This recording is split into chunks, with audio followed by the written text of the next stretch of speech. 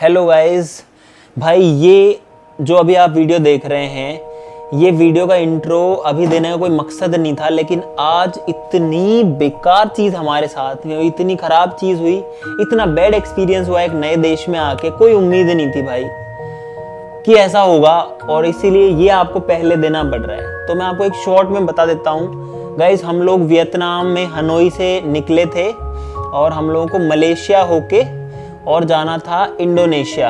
तो मलेशिया में रुकना था, वहाँ फ्लाइट चेंज करना था, फिर इंडोनेशिया जाना था। इंडोनेशिया जब हम पहुंचे बहुत एनर्जी में थे कि हाँ यार सब बढ़िया है, बहुत अच्छे से हमने पूरा शूट भी किया आपको दिखाने के लिए भी, लेकिन लास्ट में कुछ ऐसा हो गया जिसने पूरा दिमाग खराब कर दिया। और कोई ऐसा नहीं कि किसी बंदे ने ऐसे किया हो भाई, ऑफिशियल्स की तरफ से, सरकारी चीज़ों की तरफ से, बहुत बेकार भाई, जो कोई उम्मीद नहीं थी यार।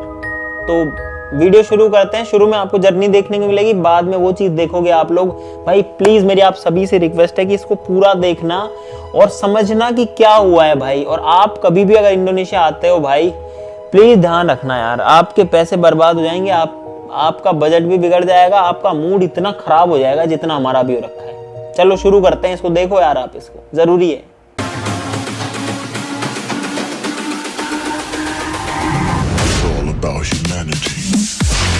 तो गाइस ये हमारा आखिरी दिन है इस देश में, वियतनाम में। अब पता नहीं आगे कब आना होगा, तो एक बार आपको फाइनली लास्ट में भी पूरा जो है लुक दिखा देते हैं कि कैसा दिखता है हनोई शहर। आ जाओ भाई साहब, ये है रात का नज़ारा हनोई शहर का, और आप लोग देख सकते हो कि जो गलियां हैं उनमें कितनी रौनक रहती है भाई। इस टाइम पे कितने लोग रहते हैं, हर कोई अपनी मस्ती में मस्त है यहाँ पे भाई। अब शोर शराबे से निकल करके हम लोग बाहर आ गए हैं और अब जा रहे हैं अपने होटल, वहां से निकलेंगे अगले देश के लिए। 12 o'clock midnight। राहुल खड़ा हो, ओए विकास खड़ो, चलो फटाफट करो। रात को सो के उठ चुके हैं थोड़ी देर से, और 2-1 घंटे के आसपास सोए हैं। अब हमको निकलना है, तो फटाफट से पैकिंग कर रहे हैं। ऑलरेडी लेट हो चुके हैं, आंखों में नींद भरी पड़ी है, लेकिन क्या करें भाई। और आज वो दिन है गाइस जिस दिन हम लोग विजिट करेंगे 2 कंट्रीज। जी हाँ गाइस, आज हम एक दिन में 2 कंट्रीज जा रहे हैं, और दोनों कंट्रीज जो है ना वो ऐसा नहीं कि एकदम पास है, छोटी कंट्री है भाई, बड़ी बड़ी कंट्रीज है दोनों। हमारे देश की मिट्टी, हमारे इंडिया की मिट्टी भाई, रोज इसको निकाल करके देख लेते हैं जब भी घर की याद आती है, इसको खोल भी लेते हैं। चलो एक बार और खोल लेते हैं भाई। इसका जो रबर हमने लगाया था वो टूट चुका है, लेकिन फिर भी गाइस काम चला रहा है।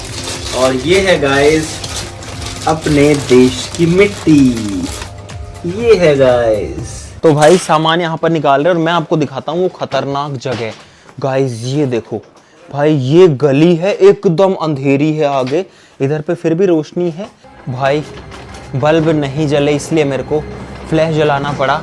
और ये देखो भाई, यहाँ पर हम एक्चुअली के अंदर जा रहे हैं और ये गली है बहुत लंबी, वो इसका एंड है वहाँ पे। अब भाई हम डेली सोचो इस अंधेरी गली से आते जाते हैं, और भाई देखो एक बार बस यहाँ पर इसकी छत है, कितने सारे तार हैं यहाँ पे, वायर्स ही वायर्स हैं। तो गाइस अब बैठते हैं गाड़ी के अंदर, चलो लेट्स गो। दोस्तों हमने 4 कंट्रीज कवर कर लिए हैं। हांगकांग गए हम सबसे पहले, उसके बाद में हम लोग मकाओ गए, फिर वापस आए तो चाइना में होते हुए आए, जो रोड था वो चाइना के अंदर था, और उसके बाद में हम लोग वियतनाम आए, और अब पहुंचेंगे हम अपने 5वें कंट्री के अंदर और 6ठे कंट्री के अंदर आज ही। तो 6 देश हो जाएंगे आज।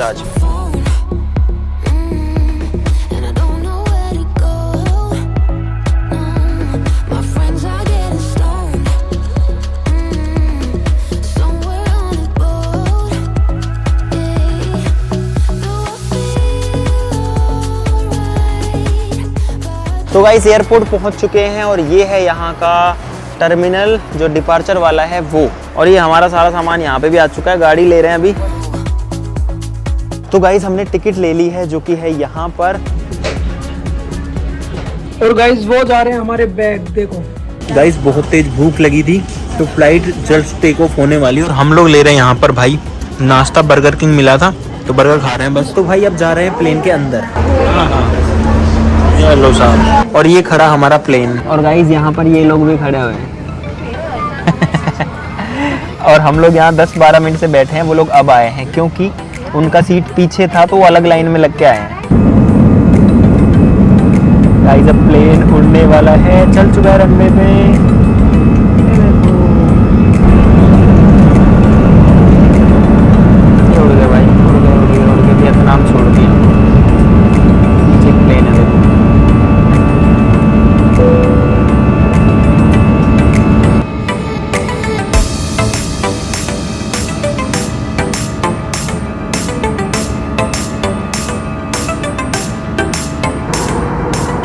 गाइस फ्लाइट को 3 घंटे हो चुके हैं और अब आप व्यू देखो बाहर का।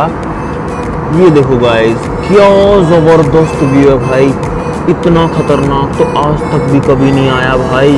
मैंने कभी नहीं देखा ऐसा कि बादल इतना तगड़ा लग रहे हों और नीचे का भी दिख रहा है और बीच में बादल ही बादल तैर रहे हैं। देखो भाई, एकदम ऐसा लग रहा है जैसे जन्नत में आ गए हों, स्वर्ग में आ गए हों।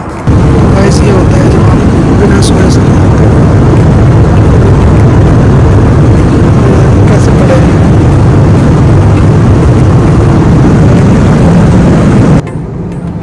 तो दोस्तों अब हम कुआलालंपुर के ऊपर आ गए हैं और ये है भाई कुआलालंपुर शहर। गाइस इधर पे ये समंदर है और इधर पे कुआलालंपुर है जो राजधानी है मलेशिया की।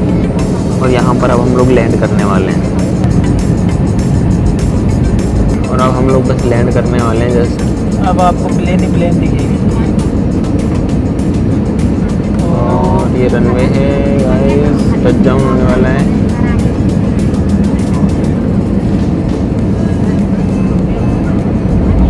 ये हो गया भाई। गाइस हम लोग पहुंच चुके हैं मलेशिया। तो भाई ये है कुआलालंपुर एयरपोर्ट और हम लोग अब जा रहे हैं आगे। तो भाई कुआलालंपुर के एयरपोर्ट पर हम लोग पहुंच चुके हैं और अब हम जो है दूसरी जगह जा रहे हैं। गाइस ये है मलेशिया का एयरपोर्ट, कुआलालंपुर एयरपोर्ट। तो गाइस ये है हमारा अगला प्लेन और इसमें ये जो है जुड़ चुका है और यहाँ से हम लोग जाएंगे ऐसे घूमते हुए और फिर यहाँ से एंटर करेंगे प्लेन में। भाई ये प्लेन थोड़ा पुराना नहीं लग रहा? तो भाई सिर्फ 1 घंटा वेट करके हम दूसरे प्लेन में आ गए और यहाँ पर ये है बाहर का नज़ारा। हाँ 1 घंटा वेट करके आ गए भाई और हम सब लोग इसी लाइन में बैठे हुए हैं।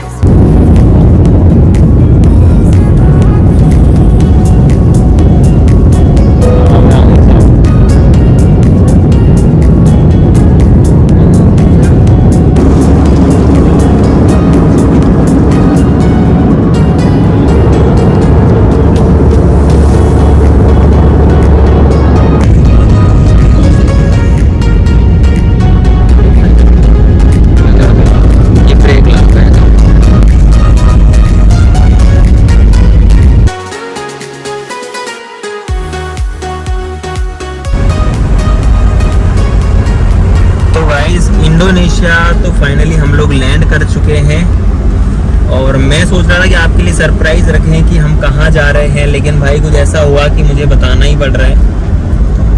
और इतनी बेकार चीज़ हुई यहाँ आके। हम लोग जब आए यहाँ पे इमिग्रेशन पे, भाई बहुत दिमाग ख़राब हो रखा है, बहुत ज़्यादा यार। ऐसा तो मतलब ऐसा तो कहीं नहीं होता भाई, ऐसा तो कहीं नहीं होता यार। तो हम लोग जकार्ता लैंड किए हैं। मेरा बिल्कुल मूड नहीं है, फिर भी मैंने जैसे कैसे कैमरा ऑन किया है। अभी मैं होटल पहुंचता हूं, उसके बाद मैं आपको पूरी स्टोरी बताता हूं कि क्या हुआ है। भाई बहुत गड़बड़ हुआ है यहाँ पे और पहले एक्सपीरियंस बहुत खतरनाक है यहाँ का। मुझे तो लग रहा था इंडोनेशिया बहुत अच्छा है, बहुत ऐसा है वैसा है, पर भाई पूरा मन उठ गया इससे। अभी लैंड किया है हमने।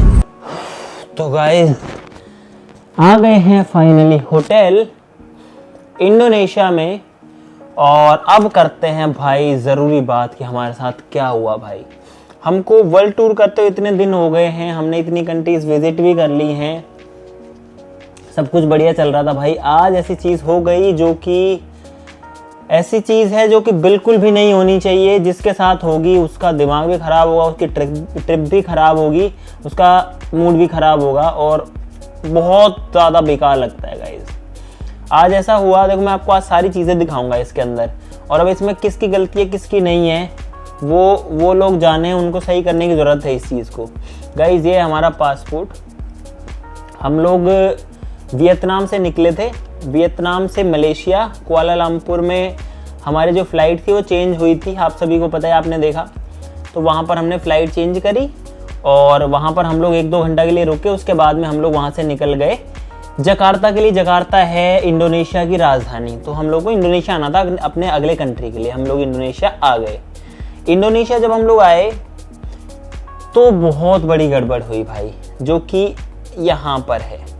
ये गाइज मेरा पासपोर्ट है और इसके ऊपर आप यहाँ पर देखो, ये है आज का 12/5/2023 का अराइवल है, डेट ऑफ एंट्री है और वैलिड है भाई 10/6/2023 तक, ठीक है, 12/5/23 से 10/6/2023 तक। ये इनका वीज़ा है जो कि वीज़ा ऑन अराइवल लगता है। इसके साथ में एक डॉक्यूमेंट और देते हैं जो कि ये वीज़ा ऑन अराइवल का फॉर्म है, फॉर्म कह सकते हैं, रिसिप्ट कह सकते हैं।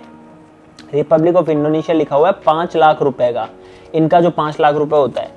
तो इनका जो 5 लाख रुपए होता है 5 लोगों का मिला के लगभग 25 लाख हो गया और 25 लाख रुपए का इनका अपने इंडियन रुपीज़ में कन्वर्ट करें तो लगभग 13-14 हज़ार रुपये बनेगा। 15 मान लो कन्वर्जन वगैरह लगा हमको, यानी 14-15 हज़ार रुपये में ये पड़ गया। ठीक है, हम ये लेके गए इमिग्रेशन में। इमिग्रेशन जब आप किसी भी देश से आते हैं तो आपकी चेकिंग होती है कि आप सही इंसान हैं, सही देश से आए, आपका पासपोर्ट ठीक है, आपके डॉक्यूमेंट्स कंप्लीट है। अब भाई हमारी सब चीज़ें कंप्लीट थी, हमारी फ़्लाइट हम प्रॉपर लेके आए थे, हमारे पास प्रॉपर वीज़ा ऑन अराइवल का ये फॉर्म भी था, हमारी होटल बुकिंग भी कंप्लीट थी, सब कुछ था। लेकिन यहाँ पर जो इमिग्रेशन ऑफिसर हैं वो हमको बोलते हैं कि भाई तुम वापस जाओ। हमने कहा क्यों? बोले हमें शेड्यूल बताओ, इटरनरी दो कि क्या करोगे तुम अगले इतने दिन। हमने बताया हमारा शेड्यूल ये था कि हम 3 दिन जकार्ता रुकने वाले थे, उसके बाद में 5 दिन हम लोग बाली रुकने वाले हैं। तो हमने उनको बताया, उनको टिकट दिखा दी, उनको होटल बुकिंग दिखा दी, सब कुछ दिखा दिया। लेकिन बावजूद इसके वो लोग बोल रहे हैं कि वापस जाओ। ये किया गया सिर्फ और सिर्फ हमसे पैसे हड़पने के लिए, पैसे लेने के लिए, और उन्होंने हमसे ली रिश्वत। जी हाँ, इमिग्रेशन ऑफिसर ने हमसे रिश्वत ली। वो एक बंदा नहीं था, वो 3-4 लोग थे, उन्होंने पहले देख लिया था कि ये लोग आ रहे हैं, भीड़ भाड़ थी नहीं वहाँ पे ज़्यादा, तो उनका पहले से टारगेट था कि इनसे तो पैसे लेने ही है। जब हमारी सारी चीज़ें कंप्लीट हैं तो भाई हम पैसा क्यों देंगे। और उन्होंने हमसे थोड़ा बहुत पैसा भी नहीं लिया, उन्होंने हमसे पैसे लिए 45,000 रुपये। पहले बोलते $500 दे दो तुमको जाने देंगे। हमने कहा $US नहीं, हमारे पास इंडियन करेंसी है। तो बोलते हैं कि ठीक है, कैलकुलेट करके बोले 45,000 दे दो। मुझे लगा कि ये कोई अलग से फीस होगी, कुछ रिसिप्ट होगी, कुछ भी। वो बंदा क्या करता है, लेता है नीचे करके उसको गिनता है और अपने जेब में रख लेता है, बोले जाओ। और हम 5 लोग थे, इन लोगों के जो चेहरा है ना, इन लोगों का चेहरा तक नहीं देखा उन्होंने कि ये कौन है। मुझे बुलाया अकेले रूम में, बोले एक बंदा आ जाओ, मैं चला गया। मैं अकेला हूँ रूम में, रूम लॉक्ड है, रूम लॉक कर लिया। और वहां पर वो मुझसे 45,000 रुपये लेते हैं बिना किसी रीजन के, बिना किसी रिसिप्ट से, और खुद के पास रख के। और इन लोगों को तो देखा भी नहीं कि असली में आए हैं कि नहीं आए हैं। तो भाई इस देश में आते ही जो फर्स्ट इंप्रेशन था वो ये था कि 45,000 की रिश्वत दो। वीजा का तो दे दिया तुमने 25 लाख इंडोनेशियन रुपया, लेकिन उसके अलावा बोलते 80 लाख इंडोनेशियन रुपया और दो। तो 80 लाख इंडोनेशियन रुपया को जब हमने कन्वर्ट किया, आपने, उसने खुद नहीं किया, हमने क्या किया भाई, हम क्यों देना चाहते थे। और उसी वजह से देखो मैं आपको दिखाता हूँ भाई, मेरे पास में एक 50,000 की गिड्डी थी अपने बैग में। ये पूरी 50,000 की गिड्डी थी, मैंने अब निकाला। इसके अंदर सिर्फ ये नोट्स रह गए भाई, सिर्फ 10 नोट रह गए, क्योंकि उन्होंने इसमें से 90 नोट ले लिए भाई, मेहनत की कमाई के 45,000। अब भाई देखो बात 45,000 की भी नहीं है, इससे वर्ल्ड टूर पर हमारे काफ़ी पैसे खर्च हो रहे हैं, बहुत ज़्यादा हो रहे हैं। लेकिन बात यह है कि यार ये क्या मतलब होता है कि यार कोई आपके देश में आता है और आप उसके साथ में ऐसा बिहेव करते हो। तो मैं यहाँ पर कहना चाहता हूँ, रिक्वेस्ट करना चाहता हूँ इंडोनेशियन गवर्नमेंट से भी और सभी इंडियन टूरिस्ट से जो जकार्ता जा रहे हैं भाई, बहुत चांसेस है आपके साथ ऐसा हो जाएगा। क्योंकि मैंने एकदम संतुष्टि के साथ सब चीज़ों का जवाब दिया था, हम ये करेंगे जी, यहाँ जाएंगे। मैंने उनको सारी टिकट दिखाई, आगे तक का पूरा शेड्यूल, इंडिया जाने तक का दिखाया उनको। अब वो तो मानने को तैयार, मानने क्या बोल रहे हैं कि नहीं यू गो बैक, और ऐसे गुस्से में बोल रहे हैं कि मैं अलाउ नहीं करूंगा तुमको। क्यों नहीं करोगे? बोलने पैसे दो। हम जब जा रहे हैं, एक बंदा अलग से हमको पकड़ के लेके गया। अब यार नए देश में जाएंगे, हमको क्या पता है कि वहाँ कौन है। जैसी सरकार व्यवस्था करेगी उसी के पीछे तो हम चलेंगे ना नए देश में। वो तो आई कार्ड के साथ आया था, बोला मेरे साथ आ जाओ। और उसने हमको, हम सबको तो लेके, इन लोगों के तो चेहरे नहीं देखे भाई उसने। हमें बाहर खड़ा कर दिया, बोला एक कोई भी आप में से एक अंदर आ जाओ और बात करते हैं, और फिर उसके बाद दरवाजा लॉक कर दिया, हम बाहर बैठे हैं, हमें किसी ने कुछ पूछा। इनको तो कुछ पता ही नहीं है कि अंदर क्या हो रहा है। और मैंने अपने हाथ से गिन गिन के उसको पैसे दिए। जब मैंने कहा कि ठीक है मैं पैसे दे दूंगा, तब वो बंदा शांत हुआ, तब वो मुझे बोलता है कि बैठो, बैठ के मुझे पैसे दो। मैंने कहा पैसे मेरे बाहर रखे हैं, मैं इनसे बैग भी लेके आया। इनको तो फिर भी नहीं बुलाया कि तुम्हारे फ्रेंड्स कहाँ हैं, कुछ मतलब नहीं है उनको सिर्फ उस पैसे मतलब था भाई। तो यार ऐसा होता है कि इतने बड़े देश में जिसकी इतनी, मेरे मन में तो बहुत रेस्पेक्ट थी इंडोनेशिया के लिए भाई, कि इंडोनेशिया है, वहाँ कल्चर है, वहाँ की इतनी चीज़ें हैं, हम क्या बताएं भाई, ऐसा हुआ है आज। और 45,000 हमारे गए, वो भी रिश्वत के भाई। जब काम की जगह लगाओ ना, किसी काम में पैसा लगता है तो मज़ा आता है, तो वो वसूल होता है। लेकिन ऐसी जगह देते हैं ना भाई, दिल बड़ा दुखता है यार, बहुत ज़्यादा, बहुत ही ज़्यादा। और इस टूर पे पहली बार मतलब दिमाग खराब हुआ है, इतना खतरनाक वाला दिमाग खराब हुआ है। हमने कुछ नहीं किया, सारे प्लान्स अभी रखे हैं आगे के। अब कुछ मन नहीं है यहाँ करने का। एक मन हो रहा है कि यहाँ से भाग जाएं, यहाँ इस देश से निकल के चले जाएं। एक मन हो रहा है कि